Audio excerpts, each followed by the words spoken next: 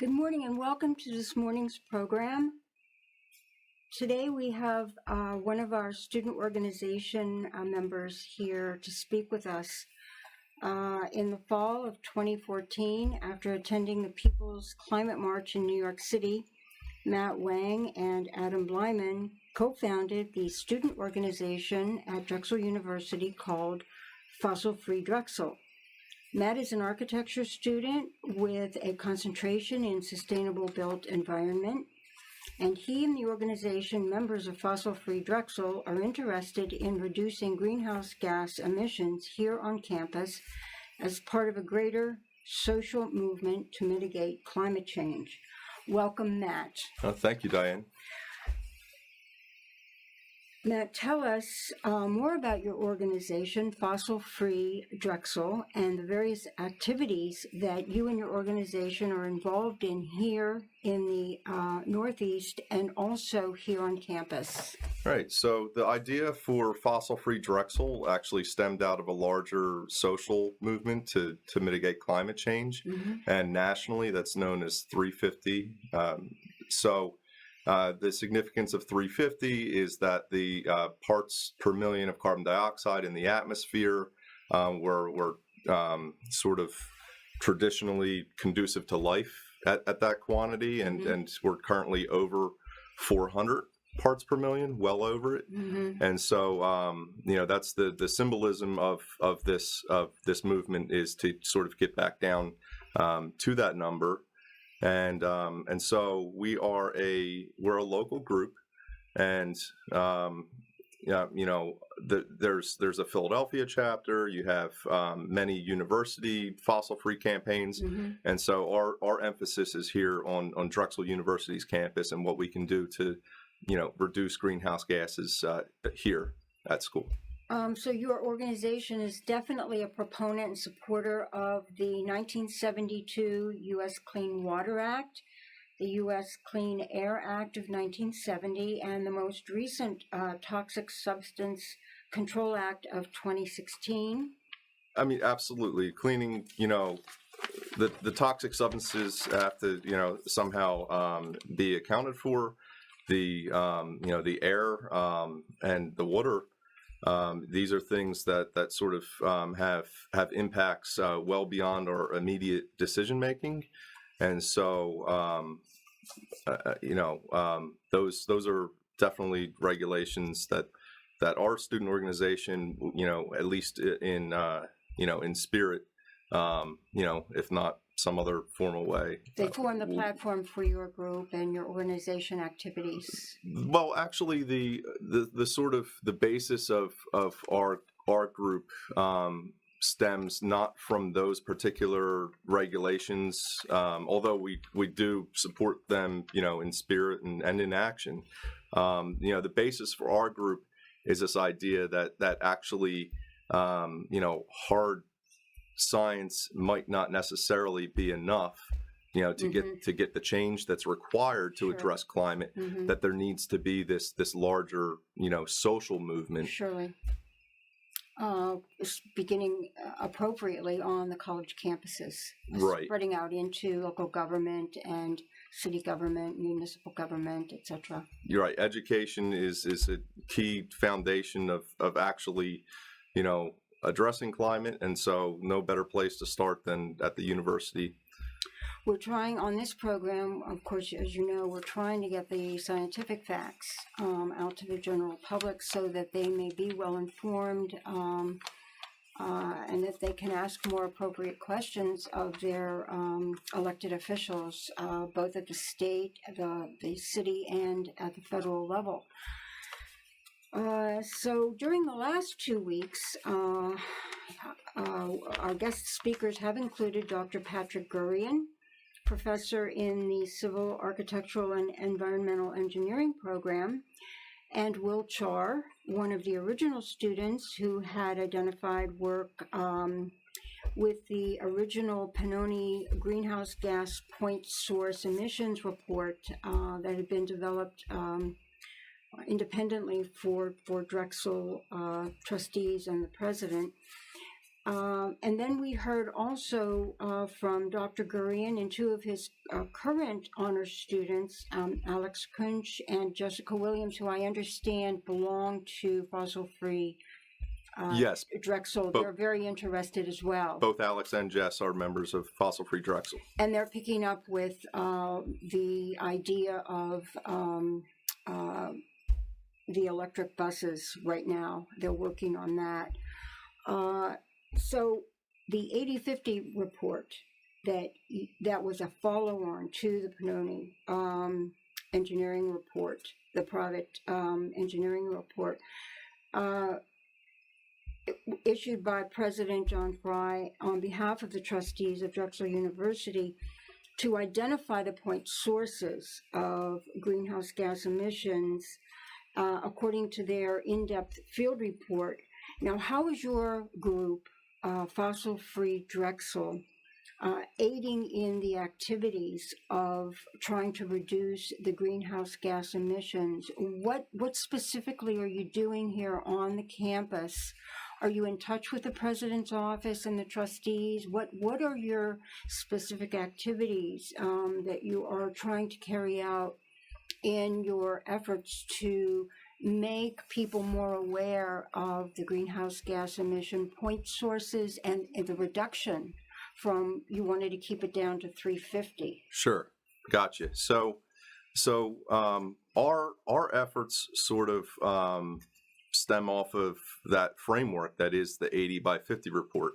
And for anybody who's not familiar with it, when we talk about the 80 by 50, that is a goal, a benchmark set in the future. So what we're trying to do with that particular report is to reduce greenhouse gas emissions 80% by the year 2050. And what that report did was basically measured a whole bunch of different metrics and said, here's the possible ways to do that. And there's sort of this open-ended idea where you can apply that framework. And so these couple of members of our group that you mentioned, Alex and Jess, what they're doing is this independent study with the engineering department and the help of Patrick Gurian. So that study is specifically looking at the Drexel bus fleet. Mm-hmm. So there's like 3 bus routes, and these are diesel-powered buses. Biodiesel. That was pointed out by Jessica, and which is highly toxic. My understanding is that biodiesel and that soy blend can actually have even worse health impacts than just pure diesel. That's what she was telling. Yeah. We're going to be talking to other experts later on in the program. Okay. I'm arranging a series of segments on fracking, hydraulic fracturing for oil and gas, and we're going to be talking about these mixes, these designer mixes, okay, that the oil and gas industry want to sell us as being, cleaner or whatever the slogan that they use for the technology, right, when in fact it's actually aggravating the climate change, because they hold methane through the burning process, mm-hmm, and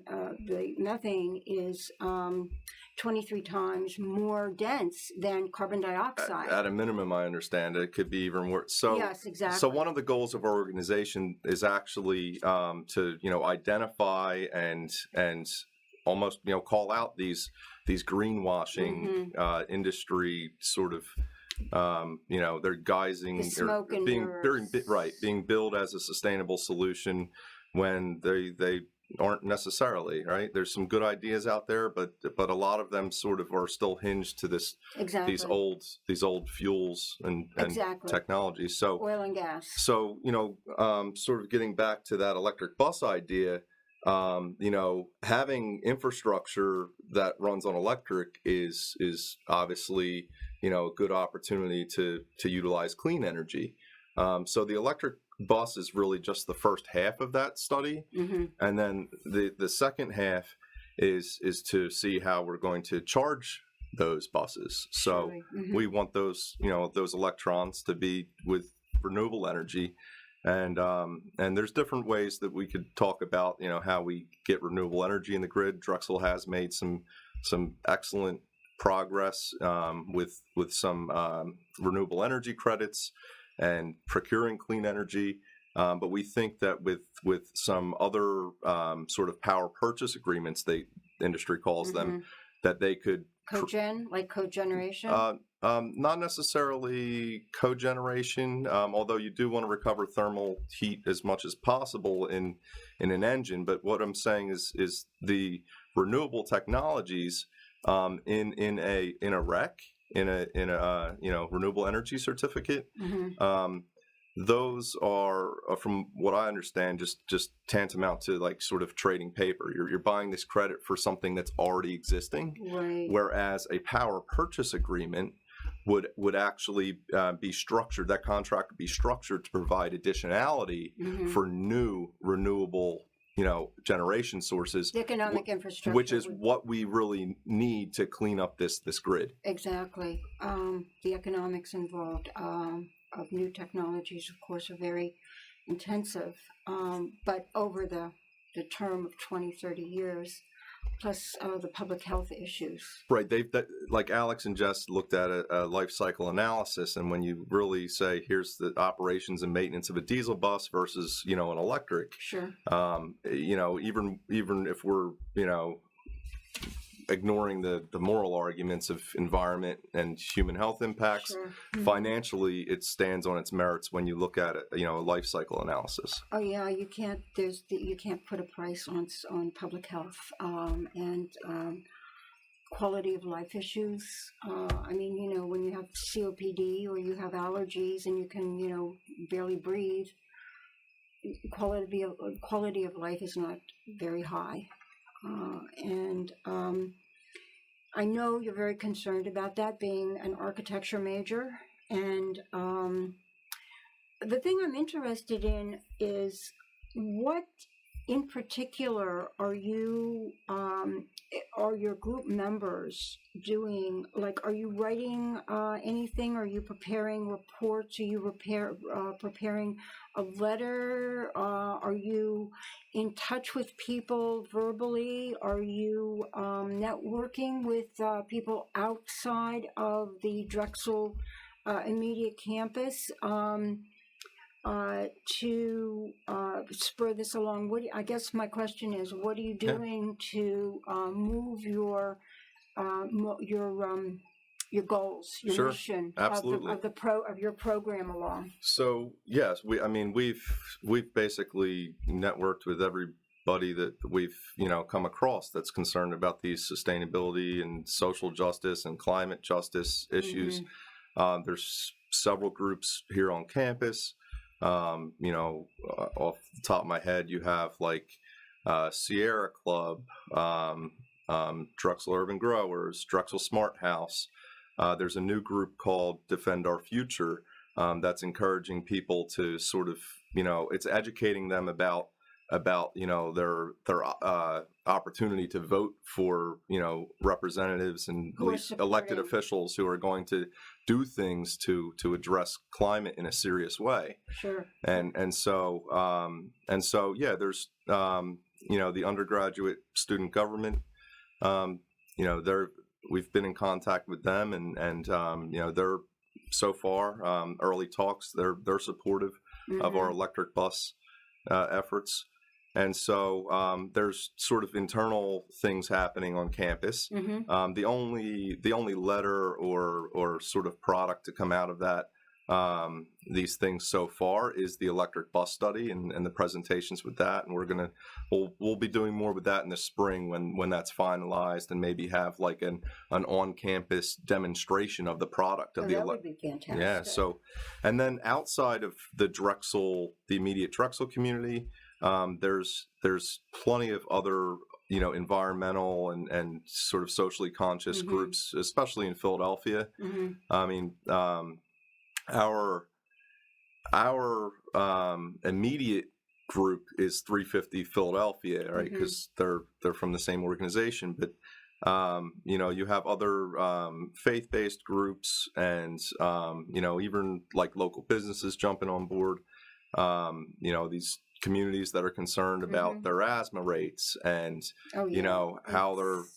Allergies are just sky high here. Everybody you talk to who never had allergies that come to Philadelphia to study or to work, and all of a sudden they've got allergies as well. Yeah, and so, the larger point is that, this is going to be solved by, a multitude of individuals and community organizations and these social movements, and there is no real single silver bullet solution, right? Sure.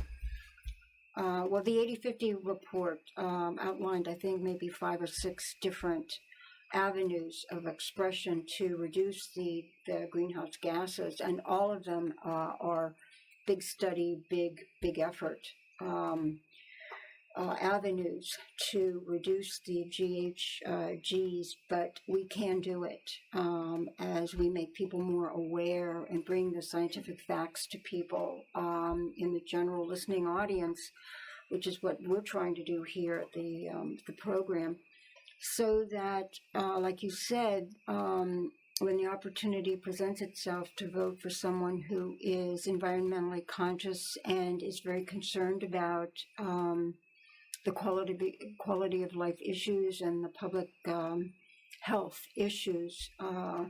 Public health issues are of paramount importance.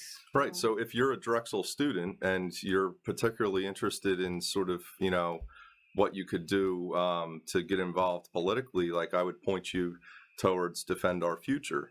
And, they have plenty of other resources. There's also the PA Student Power Network, a new a Sunrise group, and all of these are sort of doing similar things around voting and making sure that our leadership addresses those concerns. Matt, if you would give me those names in an email, and I will post them on the link page. Perfect. At the end of our website, sure. I have a link page, and in addition to the podcast, along with your link to your group. No problem. I'd like to present make available those links in case anybody in our listening audience is interested in following up or learning more about them. Hey, thank you. You're quite welcome. And would you like to make any suggestions to our listening audience, as in particular about what you think they might want to follow through with to be particularly involved in reducing greenhouse gases? So it's sort of one of the overlooked things is diet. Like we think about, I think for most people, the visions of solar panels and wind turbines and sort of all these technologies are somehow going to address our energy needs and get us off, the greenhouse gas emissions. But from what I gather, the single largest impact that any individual can make in greenhouse gas reductions is a change and modification to their diet. And by that, of course, I mean, less meat. I know it's very difficult for a lot of people to not have any meat at all. Personally, I eat seafood. I'm pescatarian, right? But plenty of people go vegetarian, vegan, what have you, or even just cut back on meat, a little bit, so that is actually a huge way to reduce your greenhouse gas footprint, so to speak.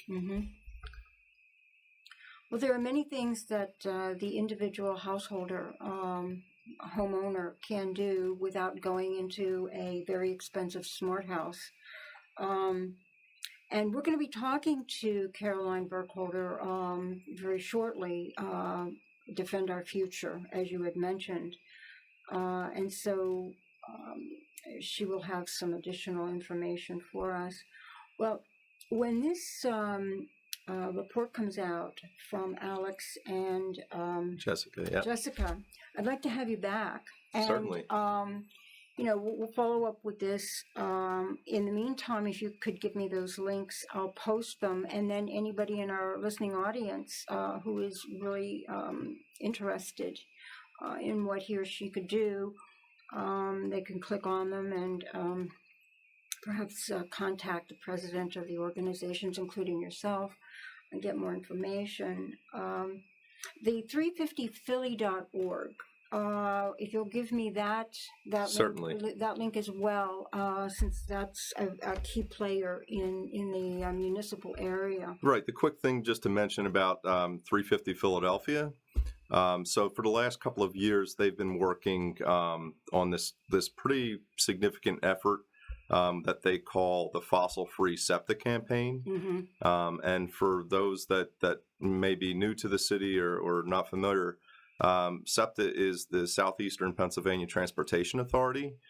So that's our trains, buses, what have you. And trolleys, exactly. And so this 350 Philadelphia fossil-free SEPTA effort sure. Is basically to get our transportation to acknowledge the urgent need to address climate through procuring clean renewable energy, and these things are it's amazing. You think about just the types of fuels that we had not too long ago, and the trend of things. And there's a pretty incredible opportunity in our energy systems as far as social justice is concerned, and jobs and economic mm-hmm. equality. Mm-hmm. So this is if I was to emphasize any one thing, this isn't just about addressing climate change, but climate change in addressing that is actually an opportunity to rework our society in a more equitable way. So that we have a better standard of living, a higher quality of life. Right. I would like to see the allergies and the asthma start to go down, because it seems to be escalating instead of being in a reduced state, and that is really scary. That's a very scary thing for either a parent or a child to go through. Right. So, I got some actually numbers off the top of my head. So one of the things that 350 Philadelphia referenced in its opposition to SEPTA's proposal to build out more fossil fuel infrastructure mm-hmm. is that the neighborhood in Nicetown, mm-hmm. all right, because you want to talk about the hard numbers and the science, sure. right? Mm-hmm. So in that zip code in Nicetown, that has the highest rate of childhood hospitalizations for asthma in the city. Oh, wow. Because you have the boulevard running through there. There's sure. a lot of vehicle exhaust, sure. And it is 31% of children in that zip code that have asthma. Oh, wow. And that's before SEPTA, builds this additional fossil fuel and locks in for another 20 years of pollution. They want to go to natural gas, more of a natural gas, this biodiesel kind of thing. Is that what they're proposing? No, it's not biodiesel. It's CHP. It's the heat recovery, combined heat and power, which, on the face of it may seem like a great thing. Natural gas at the point of burning mm-hmm. is much cleaner than traditional conventional fuels. Mm-hmm. However, the claim in greenhouse gas reductions of natural gas is sort of disingenuous if it does not include the externalities. Sure. So there's all, like you mentioned, the 23%. The potency more. of methane yeah. as a greenhouse warming gas. Yeah. And when you have fracking in the countryside, when you have, local feeder lines and distribution mm-hmm. and refinement, mm-hmm. and then the local redistribution of the Philadelphia Gas Works mm-hmm. in the city that openly admits to having 3% leakage, you don't need a lot of leakage of methane mm-hmm. to wash out the benefits of greenhouse gas emissions at the point of burning. And so, the more sort of information that we're getting, this hard science that you talk about, it's actually pointing towards the notion that natural gas could be just as bad and potentially worse as a greenhouse gas than conventional fuels. It's a matter of including the externalities, right? Where do you draw the line? Sure. There's the other issue of radon gas emission that I will be discussing with some experts as well, because most people are not aware of that. And like I said, this program wants to bring the scientific facts to the general listening audience who may not otherwise have an opportunity to get those facts to them. Well, Matt, it's been delightful. I really appreciate your coming by and making us aware of all of these wonderful groups on campus and the broader based in Philadelphia and the Northeast.